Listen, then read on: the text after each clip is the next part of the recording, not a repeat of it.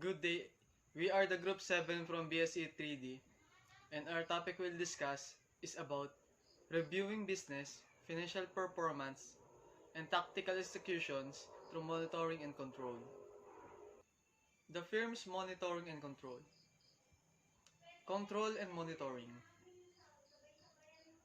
Monitoring and controlling is the process of monitoring performance and taking corrective action to ensure that the company is on track to accomplish its objectives.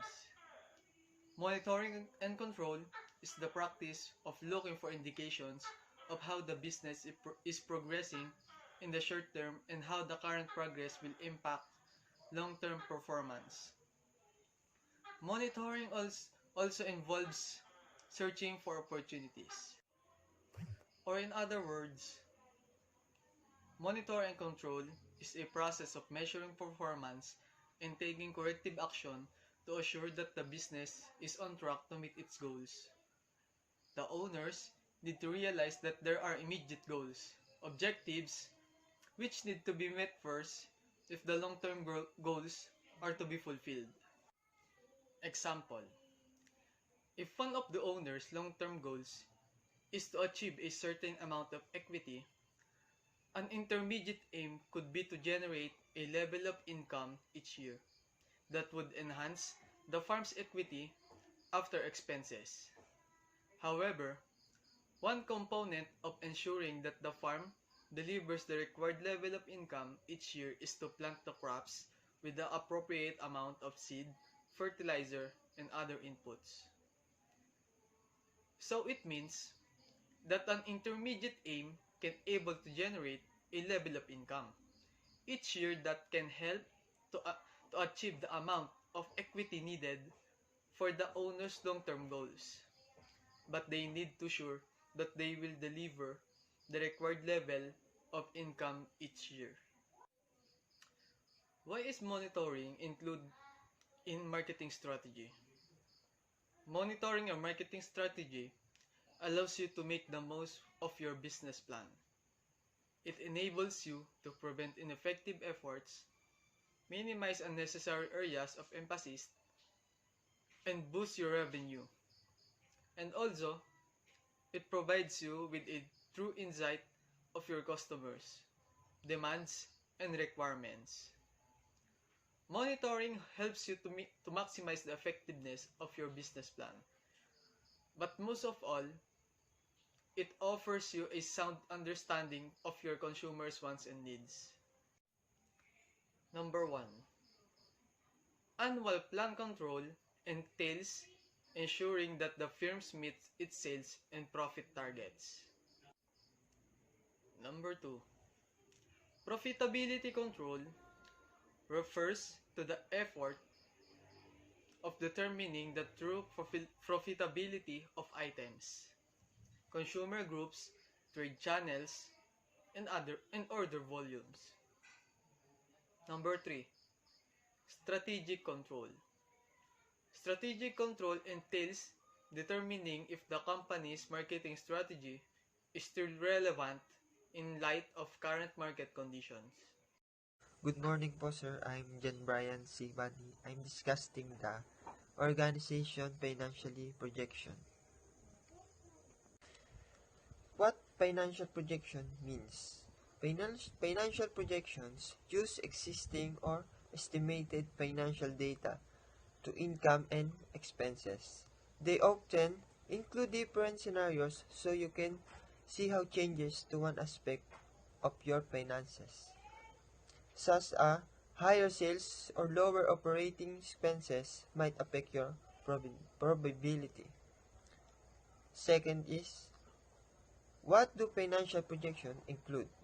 Financial projection should include a forecasting of the income statement, the balance sheet, and the cash flow statement. Projections are made by the month of the first year, and then by the year of the next few years. Developing financial projection of your expanding business can be complicated. Why is financial projection important? Financial projection help you see when you may have financing needs and the best times to make capital expenditures. They help you monitor cash flow, change pricing, or alter production plans. A financial forecast presents predicted outcomes based on the condition you expect to exist your business. The organization of social financial projection is a cash flow projection is a tool that provides detail on the timing of cash coming in and going out of the organization. Each month, they will be providing a picture of organization cash balance throughout the year. This template can assist organizations with their cash flow projections. How do you prepare a financial projection? Step 1. Create a sales projection. Step 2. Create an expense projection. Step 3. Create a balance sheet projection. Step 4. Create an income statement projection. Step 5. Create a cash flow projection. Step 1. Create a sales projection.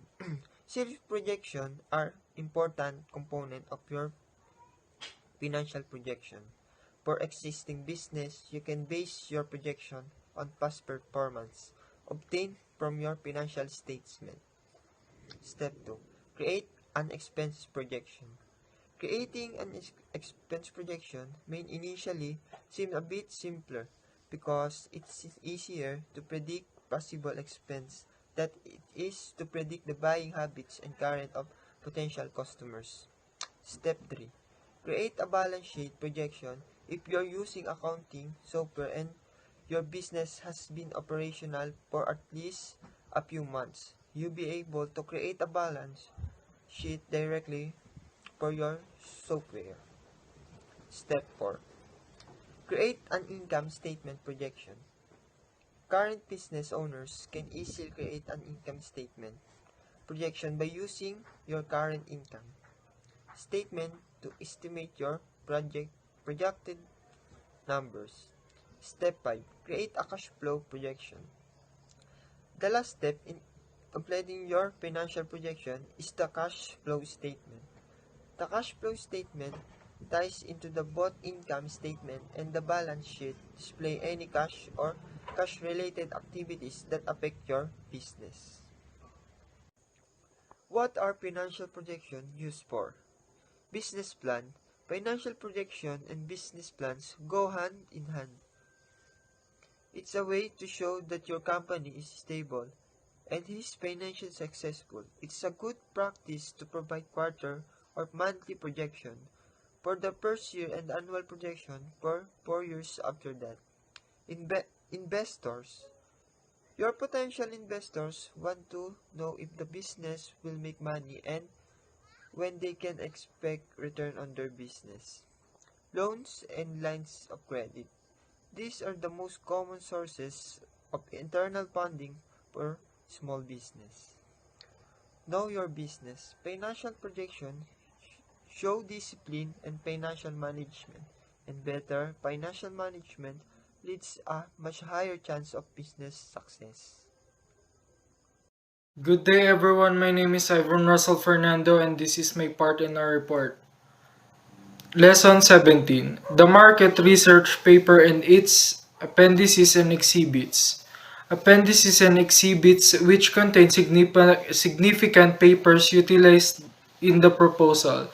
First one is appendices. Appendices are useful because they provide the reader with information that supports your research without interfering with the narrative or detracting from the main purpose of your paper. What is appendices in research? Appendices contain material that is too detailed to include in the main report, such as long mathematical derivations or calculations detailed in technical drawings or table of raw data. The content should be summarized and referred to at the appropriate point in the body of the report. An appendix provides supplemental material that is not required to be included in the text but may be useful in giving a more true grasp of the research subject and or information that is too lengthy to include in the body of paper. Each individual topic or group of data should have its own appendix with a title that describes its substance. Appendices can consist of figures, tables, maps, photographs, raw data, computer programs, musical examples, interview questions, sample of questionnaires, etc. Your research paper must be complete without appendices and it must contain all information including tables, diagrams, and results necessary to address the research problem. The key point to remember when you are writing an appendix is that the information is non-essential. If it were removed, the paper would still be understandable. It is appropriate to include appendices when the incorporation of material in the body of the work would make it poorly structured or it would be too long and detailed, and to ensure inclusion of helpful supporting or essential material that would otherwise clutter or break up the narrative flow of the paper, or it would be distracting to the reader. The next one is Business Plans Appendix. A business plan appendix is generally the last component to appear in the business plan. Although not needed, a well-structured appendix might help persuade your reader that you have a brilliant company concept or that you have properly thought through your proposal.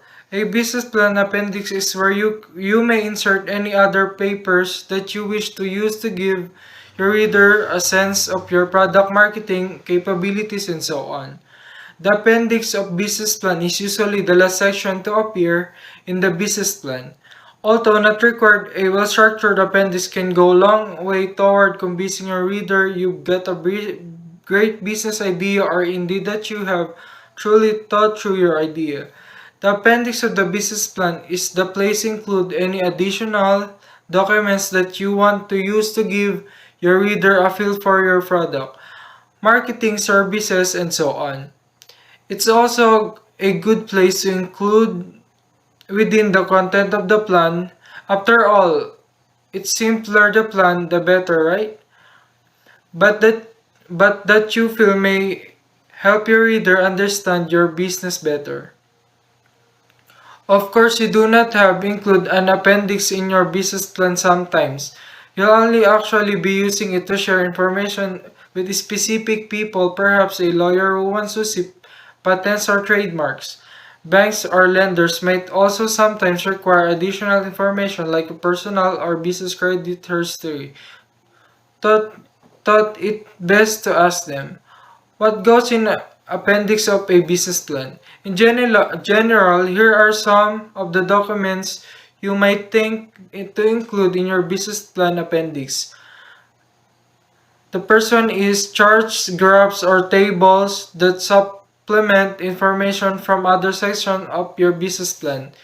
Any agreements or contracts that you have with clients or vendors, licenses, permits, patents, and trademarks documentation, product illustration or product packaging samples, marketing materials, resumes for each of your executive team members, contracts and supporting documents for anything else, building permit and equipment list documentation, contract information for attorneys, accountants, advisors, and so on. Good afternoon, everyone. I'm Jordan Sapin. I'm discussing Lesson 18, the Marketing Research Paper and its table, and analysis matrix.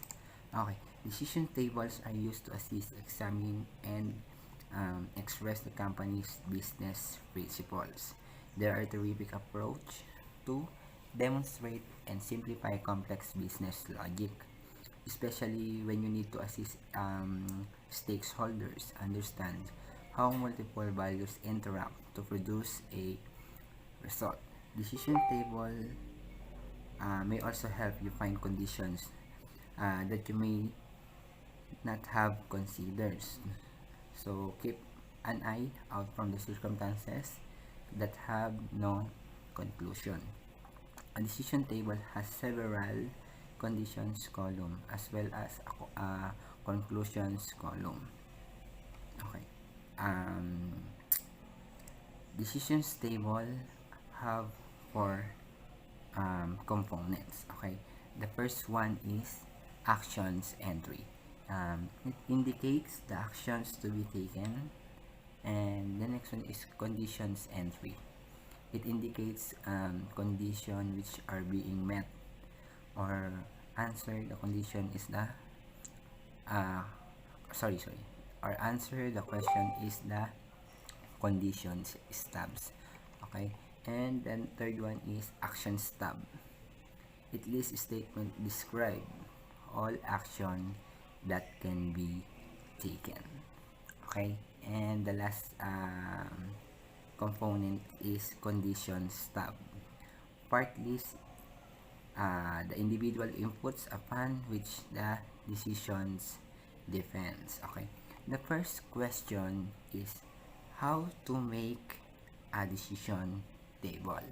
Okay, they have steps to create a decision table. Okay, the first one is determine the decision you want to make.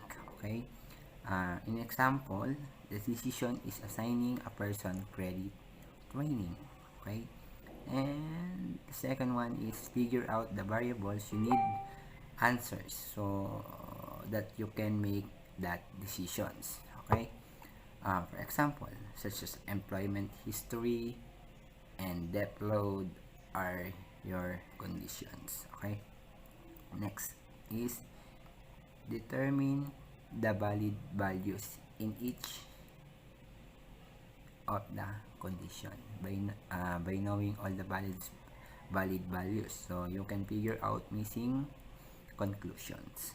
Okay, and the next one is determine where the data is coming from. Okay, so if the data comes from the different application, you may need another decision table to demonstrate what determines is the values. Okay, and the next part is set the decisions from the step 1 as the last column heading, and your condition from the steps 2 and the column leading up to that.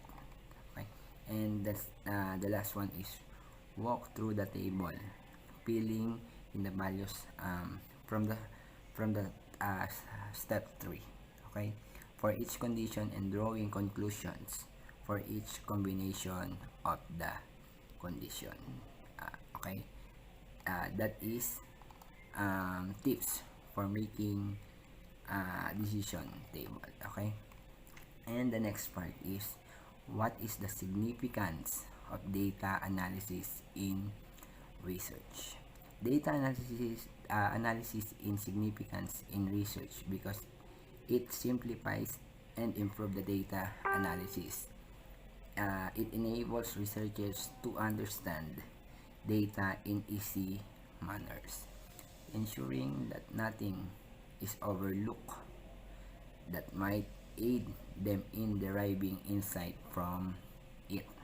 Okay, the process of accessing data in multiple formats is known as data analysis. Okay, even though data is abundant nowadays, it's available to variety of formats and from the variety of sources. So data analysis assists in cleaning and translating all of this data into a consistent form that can be explored successfully. Okay. Next, analysis. Data analysis is a way to study and analyze huge amount of data. Okay. Research often includes going through heaps of data, okay, which is getting more and more from the researchers to handle with every passing minute. Okay. Okay. For making data analysis, you need to recognize first it is qualitative data analysis or quantitative data analysis. So, what is quantitative data analysis? Okay, it despite being mouthful, analyzing data that is numbers based or data that can be easily converted into number without losing any meaning. Okay, how about the qualitative data analysis?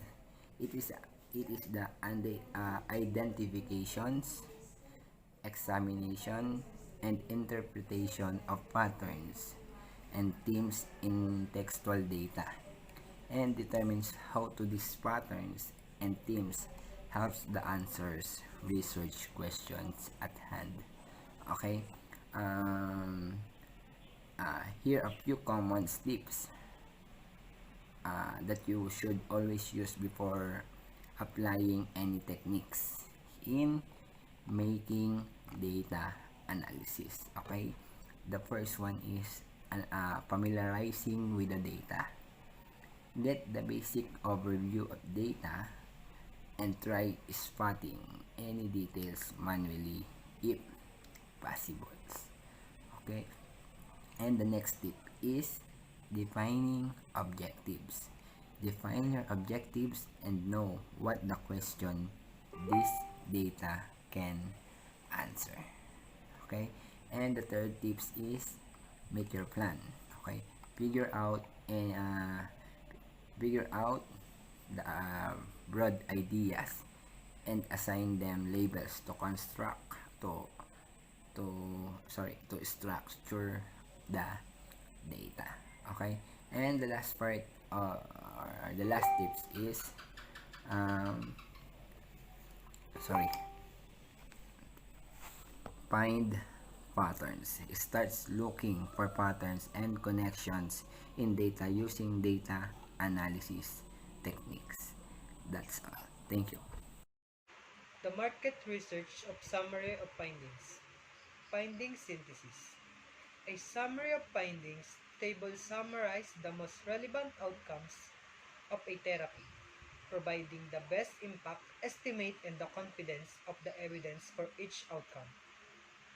An interactive summary of findings table allows users to examine more or fewer outcomes and more or less details about each outcome, to see effect estimates presented in multiple ways, with numbers, words, or visuals, and to obtain explanations of the material displayed. The conclusion should clearly represent the study's major findings. A component of the results summary is to include an explanation for each finding, utilizing anchor wording that validates rather than distorts the meaning of the findings. Tell us how the findings are important or relevant in relation to the study's goals and scope.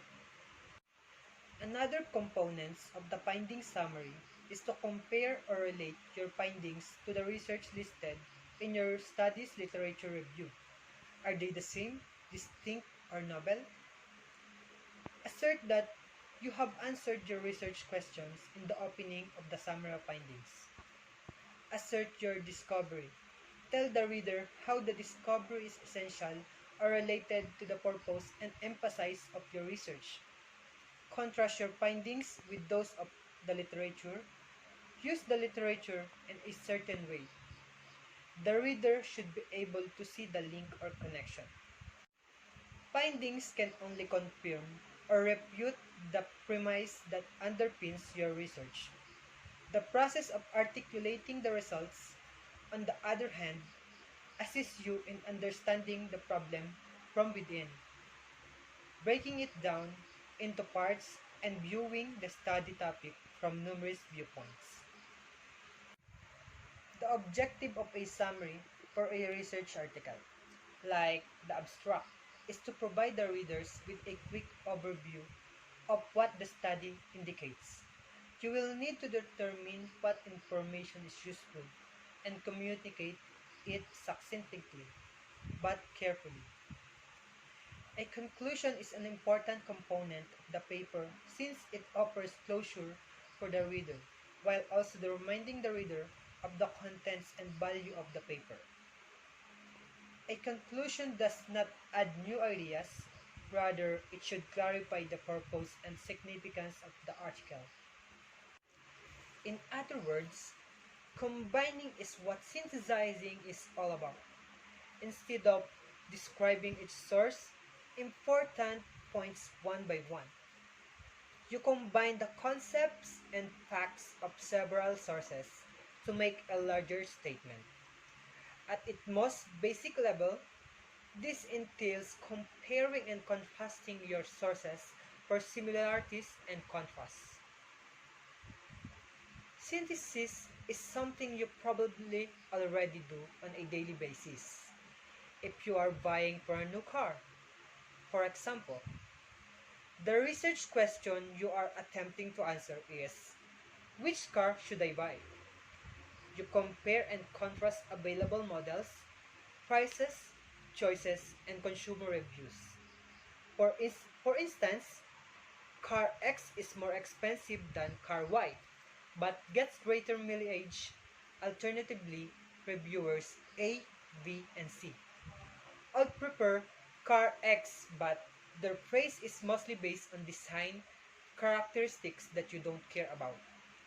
This cross-referencing of information is what leads you to answer to your question.